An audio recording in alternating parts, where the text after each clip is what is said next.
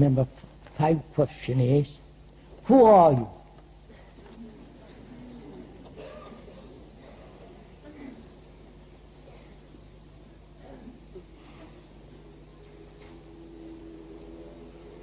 Is that an important question? Or would you say, who am I? Not who you are, who am I? And if I tell you who I am, what does it matter? It shall be out of curiosity, won't it? It's like reading a menu at the window. You have to go into the restaurant and eat food. But merely standing outside and reading the menu won't satisfy your hunger. So, to tell you who I am is really quite meaningless. First of all, I'm nobody. Right? That's all. It's very simple as that. I'm nobody. But what is important is who you are. What am I? What are you?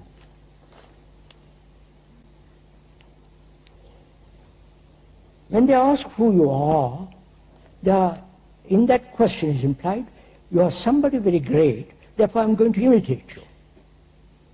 The way you walk, the way you talk, the way you brush your teeth or whatever it is. I'm going to imitate you. Which is part of our pattern, you understand? There is the hero, or the man who is enlightened, or the guru, say, I'm going to copy everything you do. Which becomes so absurdly silly, you understand? Childish to imitate somebody. And are we not the result of a lot of imitations?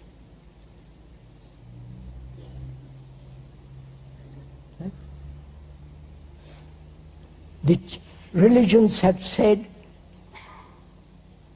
they don't use the word imitate, but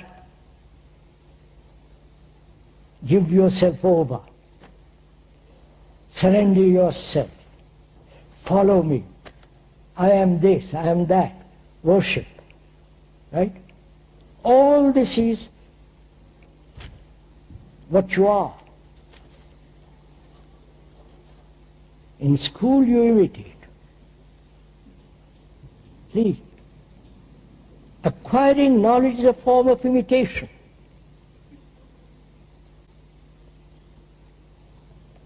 And of course there is the fashion, short dress, long hair, short hair, beard, no. Imitate, imitate, imitate. And also we imitate inwardly. So we all know that. But to find out who you are, not who the speaker is far more important. And to find out who you are, you have to inquire. You are the story of mankind,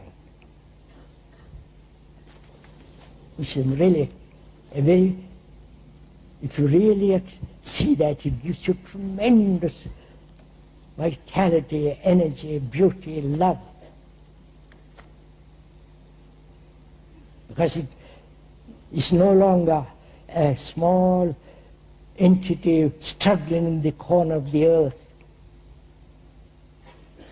You're part of this whole humanity. It has a tremendous responsibility, vitality, beauty, love.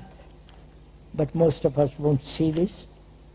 But whereas we are most of us concerned with ourselves, with our particular little problem, particular little sorrow, and so on.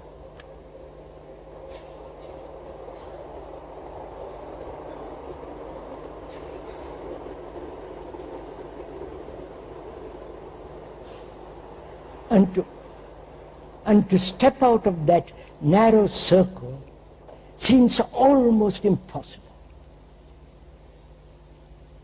Because we are so conditioned, so programmed like the computers, that we cannot learn something new.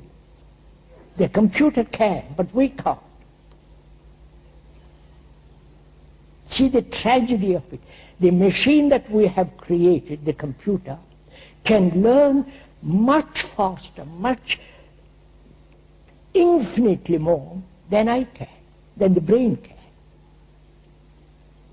And the brain, which has invented that has become ultra-intelligent machine. Right? Whereas our brain is sluggish, slow, dull, because we have conformed, we have obeyed, we have followed. There is the guru, there is the priest, there is the rich. You follow? And when you do revolt, as the revolutionaries and the terrorists do, it is still very superficial. Changing the pattern of politics, of so-called society. Society is merely the relationship between people. And we are talking of a revolution, not physical, but the psychological revolution in which there is no, at the depth, conformity. We put on trousers because you're in this country, and you put on in India's different clothes. That's not conformity. That's nothing childish. But inwardly, not a feeling of conformity. Conformity exists when there is comparison. For a mind to be totally free from comparison,